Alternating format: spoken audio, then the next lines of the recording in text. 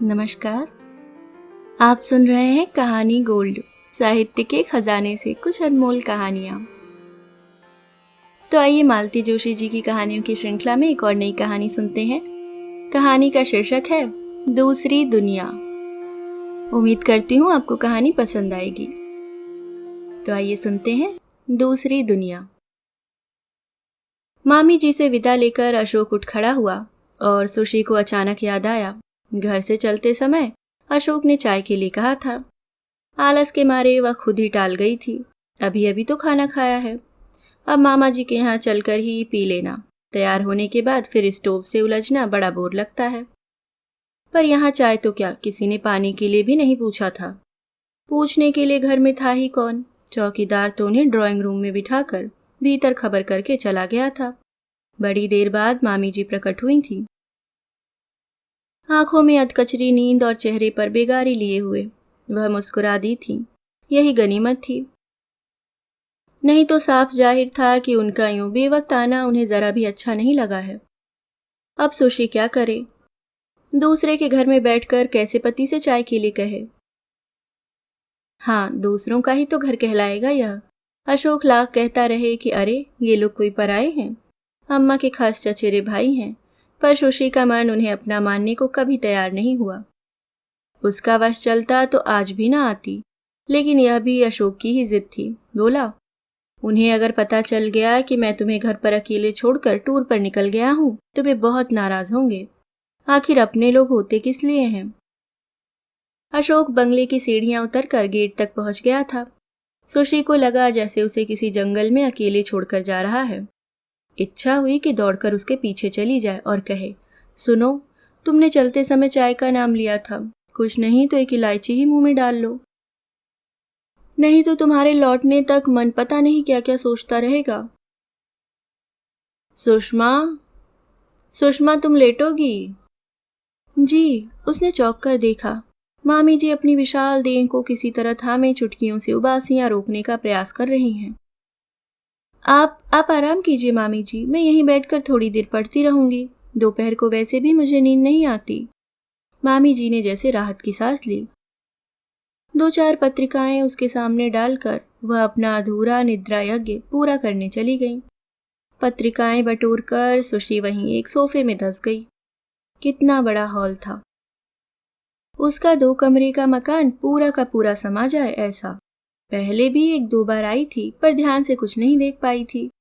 माथे पर खूब आगे तक पल्ला लिए बहू बनकर बैठी रह गई थी। नए लोगों में उठने बैठने में शुरू में थोड़ी झिझक तो वैसे भी होती ही है। फिर मामा जी के नाम का डंका तो बहुत पहले से बजना शुरू हो गया था। जब से शादी की तारीख तय हुई थी, बार बार यही सुनाई पड़ रहा था, लड़के के मामा के लिए विशेष व्यवस्था करनी है। वे जन्माशय में सबके साथ नहीं ठहरेंगे, पंगत में खाना भी नहीं खाएंगे, कोरी चाय से उनका काम नहीं चलेगा। मामा जी क्या थे, बस बवाले जान हो गए थे। वर से ज्यादा उनके स्वागत सत्कार की चिंता हो गई थी। और इतना हो हल्ला मचाने के बाद जब पूजनीय मामा जी नहीं पधारे तो कुछ लोगों को बड़ी निराशा हुई। एक महान हस्ती के दर्शन का अवसर हाथ से जाता रहा, लेकिन उनके पिता और चाचा ने राहत की सांस ली। यह रॉयल इंतजाम उन पर बहुत भारी पड़ रहा था। यहाँ आकर पता चला कि मामा जी का रुतबा इसलिए और भी ज्यादा है क्योंकि वे और अशोक एक ही शहर में हैं। यद्यपि दोनों के मकान शहर के 2 छोरों पर है, इतना ही अंतर उनकी सामाजिक प्रतिष्ठा में भी है। पर इससे क्या, हैं तो एक ही शहर में। अशोक जब पहली बार उसे यहाँ लाया था तो आने से पहले ढेर सी हिदायतें देना नहीं भूला था। सुशी तो खींच उठी थी। क्या वह कोई बच्ची है जिसके लिए डर हो कि वह कपड़ों पर चाय गिरा लेगी या पूरा रसगुल्ला मुंह में ठूस लेगी। पर अशोक उसकी इस मन स्थिति से बेखबर पूरे रास्ते उसे अदब कायदे समझाता रहा था। कुछ तो खीज से और कुछ दहशत से वह सहमी सिकुड़ी बैठी रही। इस घर के लिए अनजाने ही एक गांठ उसके मन में पड़ गई उसी दिन से। उस बार तो फिर भी अशोक उसके साथ था, कुछ गलत सलत हो भी जाता तो वह संभाल लेता, पर इस समय तो वह निपट अकेली है। पूरे 4 दिन तक उसे इस किले में रहना है, पूरी चौकसी के साथ, पूरी तहजीब के साथ। वह बुरी तरह घबराई जा रही थी। बाहर का गेट खटका तो सुशी ने उत्सुकता से सिर उठाकर देखा। 8-10 साल की प्यारी सी गुड़िया कंधे पर बस्ता लटकाए बंगले की सीढ़ियां फुदकते हुए चढ़ रही थी। भीतर पांव रखा ही था कि सुशी को देखकर ठिठक कर खड़ी हो गई। नमस्ते, सुशी ने पहल की। नमस्ते, झिझका सा उत्तर आया। नहीं पहचाना? आप अशोक भैया की भाभी है ना? भाभी तो हम आपकी हैं श्वेता जी, सुशी ने हंसकर कहा। ओह, अपनी भूल का एहसास होते ही पहले तो वह शर्माई और फिर खिलखिलाकर हंस पड़ी। अपरिचय की दीवार भरभराकर गिर पड़ी सहसा। मम्मी कहाँ हैं? उसने इधर उधर देखते हुए पूछा। सो रही हैं। आपको भूख लगी हो तो चलिए हम नाश्ता करा दें। हमें किचन तो दिखलाइए अपना। सुशी खुश थी कि चलो कुछ तो करने के लिए हुआ। उसने श्वेता के लिए दूध गर्म किया, कुछ नमकीन मिठाई साथ ले आई थी। वह प्लेट में लगाकर दी। खटपट सुनकर तब तक मामी जी उठाई थी। सुशी ने झटपट 2 कप चाय बना ली। 1 कप मामी जी के सामने रखकर आज्ञाकारी बहू के पोज में खड़ी हो गई। अरे तुमने क्यों तकलीफ की सुषमा, राधा आती ही होगी। इसमें तकलीफ कैसी, जरा सी चाय ही तो बनाई है, उसने विनम्रता से उत्तर दिया। मम्मी, राधा अभी नहीं आएगी, मैं जल्दी आ गई हूँ। आज पूरे 2 पीरियड पहले छुट्टी हो गई थी। क्यों? हमारी हिस्ट्री वाली मिस के फादर की डेथ हो गई। अरे, मामी जी ने कहा। फिर बिना किसी टिप्पणी के चाय गटक कर वह फिर कमरे में चली गई, शायद तैयार होने। क्योंकि इसके बाद जब वे नमूदार हुई तो उनका हुलिया एकदम बदला हुआ था। वह बरामदे में बैठी श्वेता से बतियाती रही, उसके स्कूल के सहेलियों के किस्से सुनती रही। शाम ढले मामा जी दफ्तर से लौटे। कौन आया है? उन्होंने आते ही पूछा। सुषमा है, अशोक की बहू। तो उसका सामान तो कमरे में रखवा दिया होता। सुनकर शर्म से गड़ गई सुशी। सच तो उसकी अटैची अब तक वहीं ड्राइंग रूम में पड़ी थी। तब तक तो एक चपरासी उसे लेकर भीतर भी आ गया था और पूछ रहा था, भाभी इसे कहाँ रखना है? क्या बताए वह कि कहाँ रखना है। तब तक मामी जी भी पीछे पीछे चली आई थी। गेस्ट रूम में रह लेगी सुषमा या श्वेता के कमरे में लगवा दें? श्वेता जी के साथ ही रह जाऊंगी मैं। अकेले तो कहते रुक गई सुशी। अगर वह कह दे कि अकेले में डर लगता है तो इसका फूहड़पन तो नहीं समझा जाएगा। उसकी अटैची श्वेता के कमरे में पहुंच गई। एक फोल्डिंग पलंग भी डाल दिया गया। मच्छरदानी की आदत तो नहीं है ना तुम्हें? कहो तो लगवा दें। इतनी कोफ्त हो आई उसे। क्या हम लोग इतने गए गुजरे हैं कि मच्छरदानी भी नहीं खरीद सकते? उसने कोई उत्तर नहीं दिया। उसकी चुप्पी का जो भी अर्थ लगाया गया हो, मच्छरदानी फिर नहीं ही लगी। आप यहाँ अकेले ही सोती हैं श्वेता जी? रात को उसने पूछा। नहीं तो, राधा सोती है मेरे पास। पहले दीदी सोती थी। दीदी की तो शादी हो गई है ना, कहाँ है वे? कनाडा। बाप रे, तब तो जल्दी जल्दी आती भी नहीं होंगी। अभी 4 महीने पहले ही तो गई हैं, वीजा ही नहीं मिला था। उनकी परीक्षा भी थी। जीजा जी क्या करते हैं? इंजीनियर हैं। तो होंगे ही, सुशी ने मन में कहा। अशोक ने कई बार तो बताया है, मामा जी ने 1.5 लाख की शादी की है बिटिया की। 1.5 लाख कहाँ से लाते होंगे इतना पैसा? भाभी हम थोड़ा होमवर्क कर लें? जरूर जरूर, कोई उपन्यास वगैरह हो तो दे दीजिए ना। इतनी जल्दी तो हमें नींद भी नहीं आएगी। उस अलमारी में देख लीजिए, दीदी की कुछ पुस्तकें पड़ी होंगी। सुशी ने अलमारी खोली। निचले खाने में बेतरतीब सी कुछ पुस्तकें पड़ी थी। बाकी सारी अलमारी बिजली के उपकरणों से, स्टील के छोटे मोटे से और शो पीसेस से अटी पड़ी थी। यहाँ तो अच्छी खासी दुकान लगी हुई है। दीदी के प्रेजेंट्स हैं, वे तो कुछ ले नहीं गई, अब मम्मी के काम आ रहे हैं। रोज ही तो कहीं ना कहीं शादी में जाना पड़ता है। सुशी को याद आया, पहली बार आई थी तो मोदी खाई में बहुत ही प्यारा टी शर्ट मिला था। जिसने देखा उसी ने तारीफ की थी। इतना महंगा सेट खरीदने की तो ये कल्पना भी नहीं कर सकते थे। हो सकता है वह भी इसी संग्रहालय का हो। वह चुपचाप आकर बिस्तर पर लेट गई। मन खट्टा हो गया था। संदर्भ के बदलते ही वह बहुमूल्य उपहार अपना अर्थ खोने लगा था। सुबह चाय के समय मामा जी से सामना हुआ। बड़े स्नेही जीव लगे। बड़े प्यार से घर के अशोक के हालचाल पूछते रहे। उनके सामने सुषमा का संकोच काफी कुछ कम हो गया। नौकर जब चाय की ट्रे दे गया तो बोले, सुषमा को यह गर्म पानी मत पिलाओ भाई, उसे अच्छी चाय बना कर दो। मामी जी को शायद यह टोन अच्छी नहीं लगी। सुगन को आवाज देकर आदेश दिया, बहू रानी के लिए अपनी जैसी देसी चाय बना कर लाओ। और सुगन सचमुच देसी चाय बना कर ले आया। कड़क मीठी मलाई तैरती हुई, प्लेट में छलकती हुई। अपमान से सुलग उठी सुशी। सारे मैनर्स ताक पर रखकर वह किचन में चली गई और दूसरे मग में छान कर ले आई। आते हुए उसने सुगन को जता दिया कि आगे से वह उसकी चाय न बनाया करे, वह खुद बना लेगी। घर में घंटियों का अनवरत शोर था, कभी फोन की कभी दरवाजे की। राधा के आते ही सुगन रसोई छोड़कर झाड़ू पोछे में व्यस्त हो गया था, इसलिए घंटियों के जवाब में कई बार श्वेता को भी दौड़ना पड़ता था। पापा, कोई बाहर आया है। कौन है, नाम पूछो। प्रवीण कुमार बताया है।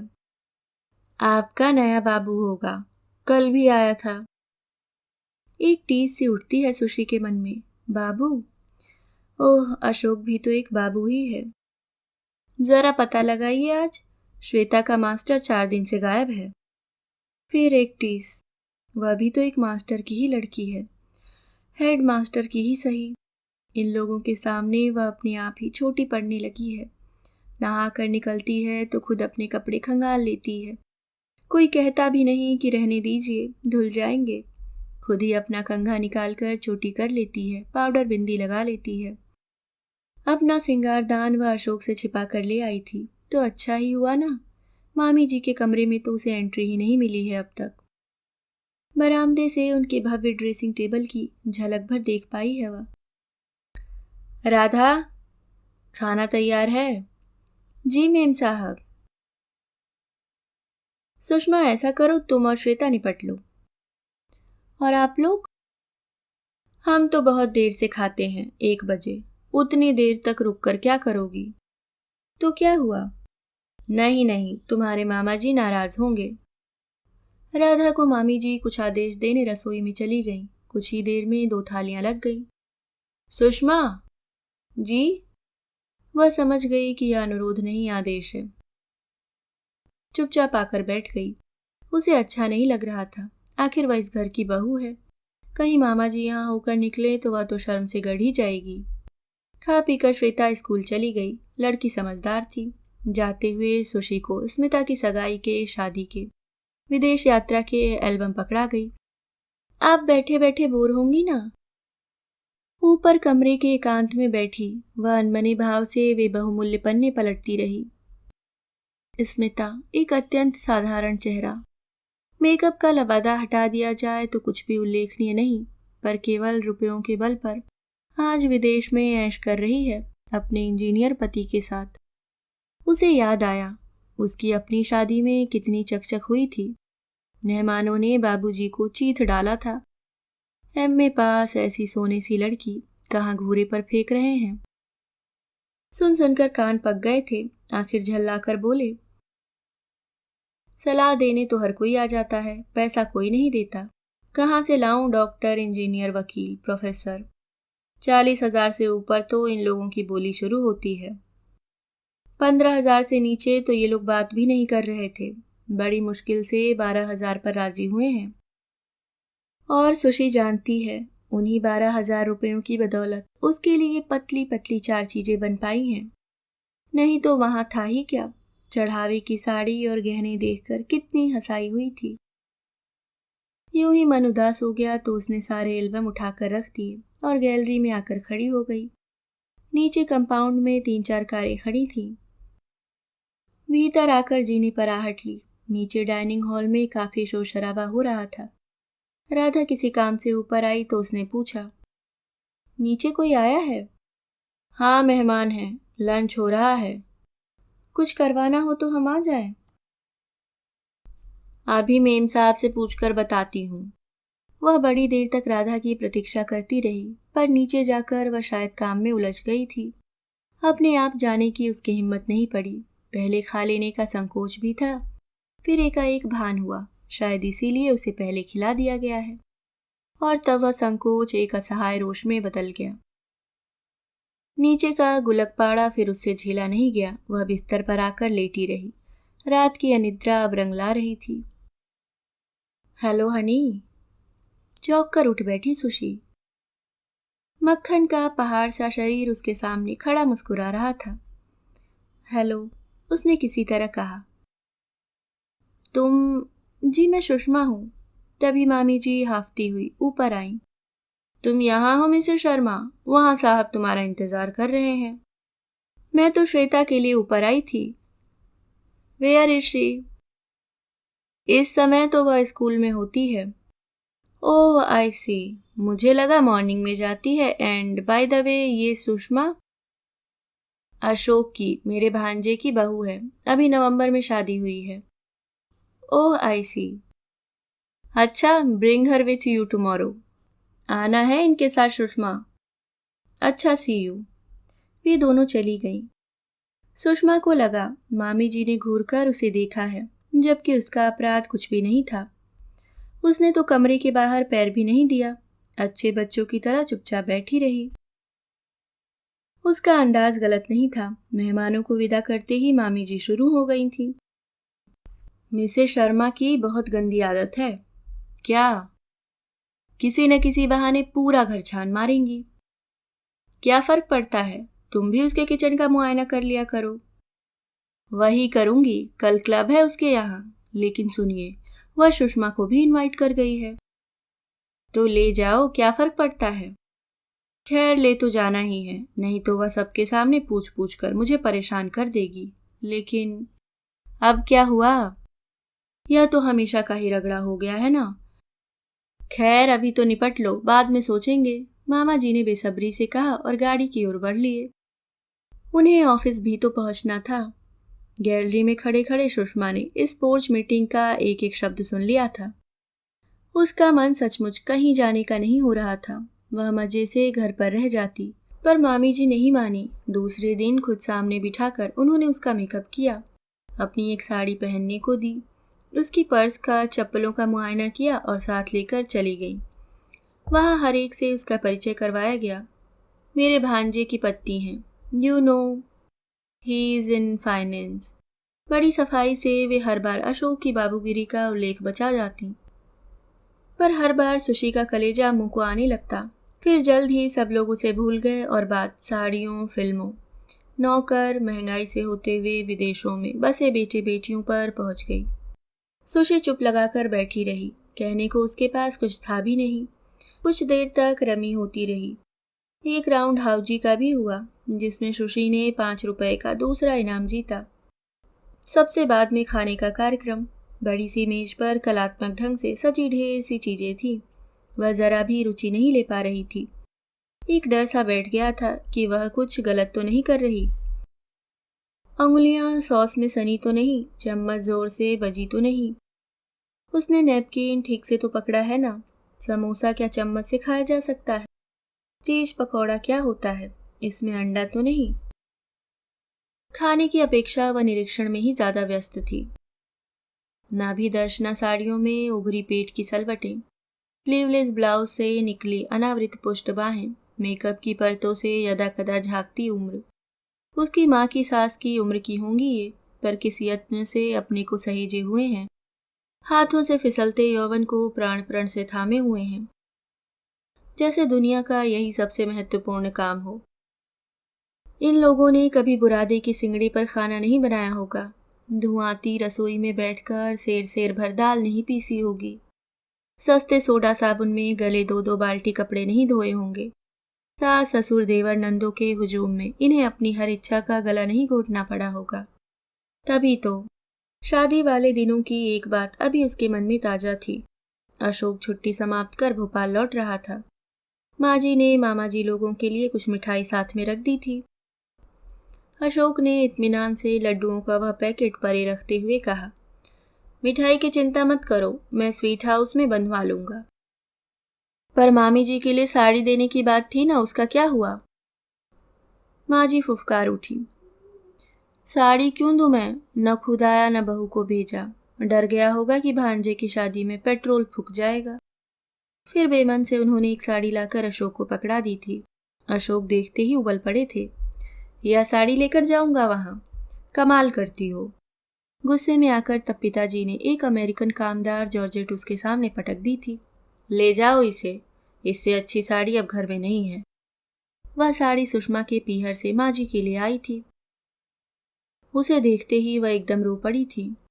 खुद तो कभी ढंग का पहनाया उड़ाया नहीं, समधी आने से कोई चीज आई है तो वह भी लुटा दो।